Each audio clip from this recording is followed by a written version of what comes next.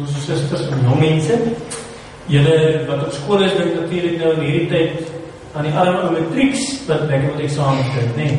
Dink julle glad nie aan hulle nie. Waar julle nie ook nie oor hulle. Ja, die matrieks nou lekker eksamens skryf, en dit is nou so dat as jy een van jou skoolloopbaan kom, dan is dit tyd vir afskeid, en dan ons afskeid in die saal, en 40 days, die van onder nog van 100 ou jaar terug, 40 days aan. Dan moet sê hoe lang terug, hoe bitter langs. So, dis die begin van die einde, nee? Dis die begin van die einde van jou skoolloopbaan. Dus 40 days, 3 afskeid, sê baie van al die maats, en dan het ek die examen, so ek het cherry op die koek aan die einde, dis die examen leef, voilà. Daar laat jy die skool achter, jy sê, dat is skool, weg is dit, nee?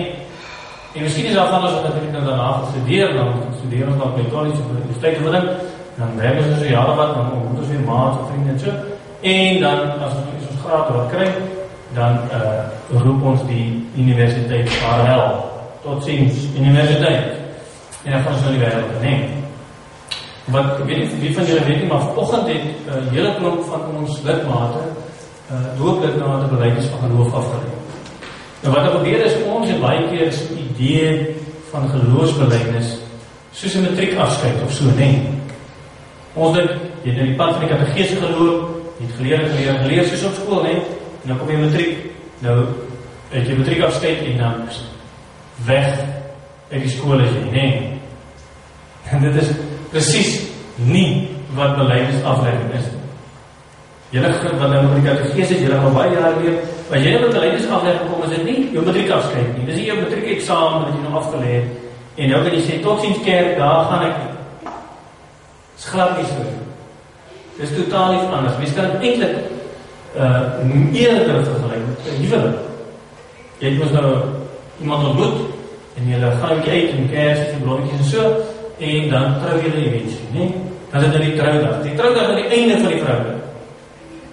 Nee. Troudag is die begin van die verhouding. Dan niks gebeur hier. Dit is nog net mekaar leer ken so bietjie en so. Maar nou met troudag sê jy, ek en jy, ons is nou getroud. Ek beloof trou aan jou. So die belydenisaflegging wat julle ook later gaan doen in die kerk, beteken dit. In die huwelik sê jy, ek beloof trou aan die een met wie ek trou, en in die kerk by belydenisaflegging sê jy, ek beloof trou aan die Here. Nee. Ons staan voor die Here wat bely teenoor hom. Ek glo jou en ek gaan vir jou dien. Nou dit is wat er ook nie gebeur. Het probleem daarmee is dat ons nie altyd so lekker verstaan nie. Want ons het die idee van die matriek eindexamen in gedagte. Dat ons nog die skool vaarwel doen. Eintlik sou mens dit beter nie kon verstaan in die ou dae, toe daar nog ridders was. Julle weet ons nog 'n bietjie van ridders, julle het al stories gesien, nee.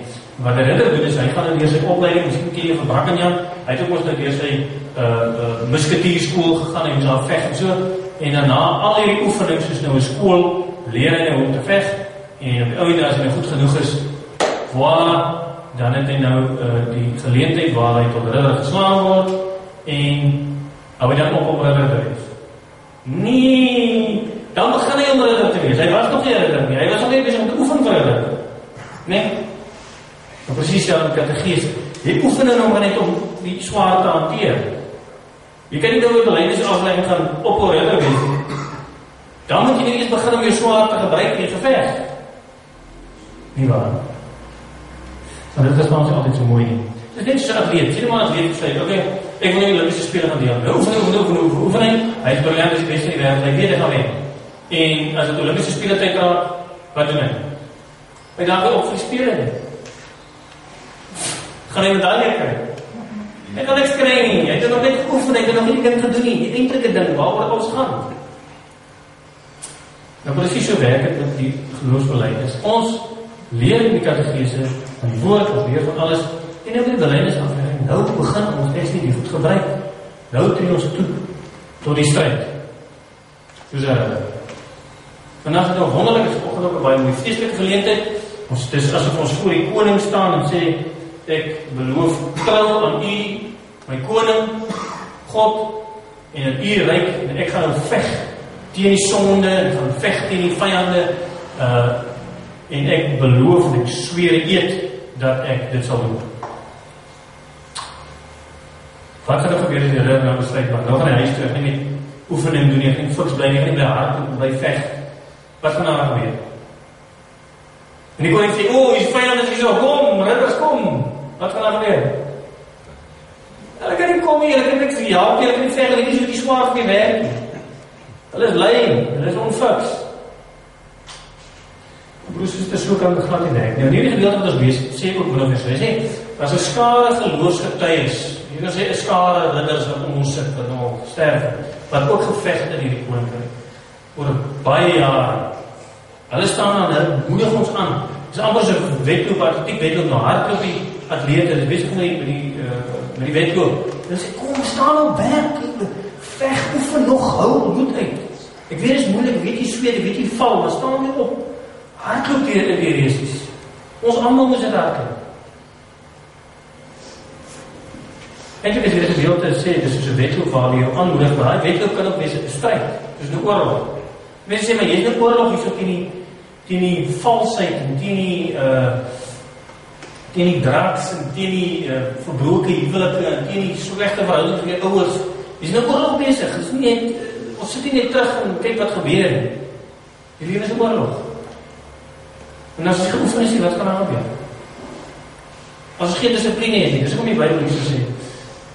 Maar God, tog ons, hy sê, maar jy moet dissipline wees, jy kan nie net sommer doen wat jy wil nie. As jy geen dissipline het, hoe gaan jy in 'n oorlog gaan veg? Jy weet nie wie skiet eers nie, skiet sommer jou eie mense raak, jy weet nie hoe om te doen. Nou, ons gaan nou net vanaf insetsel kyk oor wat dissipline kan doen. Hoe eintlik wonderlik dit is. As mense gedisciplineerd is, wat ongelooflike goed hulle kan regkry. So, wat ons nog gelees het in hierdie gedeelte is, God sê, hy tig, dis straf, hy straf sy kinders, die wie hy lief is. En hy sê vir hulle, word wakker, staan op, 5 uur maak ons wakker, en hy sê, maar kom, jy het die skuld van jou bietjie polish, my skuld van die geloof, en die verlossing van die helm, die borshandas van die vryspraak, jy moet 'n polish in die duike uitslaan, jy moet 'n mooi polish en dan is jy nog nie klaar nie, dan moet jy kom. Jy moet kom vir die oefening. En jy moet train, hoe lang het jy daai mense oefening daai reg te kry? Bitter baie ure. Jy kan nie by die huis lê en voor die TV, hoe gaan jy dit ooit kan doen? Ek gaan dit kan doen nie. Ek gaan nie voor kan veg nie. Nee? So die Here roep ons op by straf en sê, maar kom, word wakker. So gaan daar en sê, staan op, kom doen julle ding. Nou, broers en susters, die feit van die saak is, as jy 'n wedloop hardloop, as jy 'n atleet wil wees, of as jy 'n ridder wil wees, en as jy geen dissipline nie, dan kan jy nie 'n ridder wees. Jy kan ook nie 'n atleet wees. En om die waarheid sê, jy kan eintlik ook nie 'n disipel wees. Disipel is gelyk aan dissipline. Jy kan nie doen wat jy wil nie. Jy moet doen wat jou bevelvoerder sê. En jy moet luister wat hy sê. En jy moet spring, al is dit altyd lekker. Ek is lekker om nou ure te oefen dan. Nee, so boring, as ons slegte goed op die push-ups doen en hardloop, die sweet jy raak nog, is al deel van die opleiding. Maar as jy dit doen nie, as jy useless nie in die oorlog. Nou broers, dit is so werk dat elkeen van ons wat hier belydenis afgelê het in die kerk, het voor God 'n eed afgelê. Ons is so ridder aangestaan en sê, ek beloof trou aan jou, ek beloof om jou naam te bely vir die mense, om jou te dien en om getrou deel te neem aan die aktiwiteite van die kerk. Doen ons dit? Kom ons beloftes na? Nee, eintlik nie. En nou kom die koning en die vyand storm af en is drugs en is godsdienst uit skole en dit is die kinders wat sonder ouers hier rondloop en is die probleme by die huis. Al hierdie vyande kom aan en wat het ons? Ons het nou nie voorbereid vir die saak nie. Ons het nie die waarheid van gordel van waarheid aan nie. So ons broek lê nie op ons bene. Ons skuld wat die geloof, het ons nie 'n polisie, hy lê ergens geroes geroep. Die swaard van die geloof, die woord van God ken ons nie. Ons het die swaard gestomp, ons kan nie veg nie. Ek potsierlik, ek moet hardloop potsierlik hier rond. En die duiwel, die brullende leeu, hardloop oor ons. Hy vreet ons allemaal. Want ons kan glad nie weerstand bied nie. Ons is vast in slaap, ons is onfiks, ons kan nie eens hardloop nie. Hier hardloop ons met ons broekie, boe, waar val ons? Dit is eintlik baie snaaks.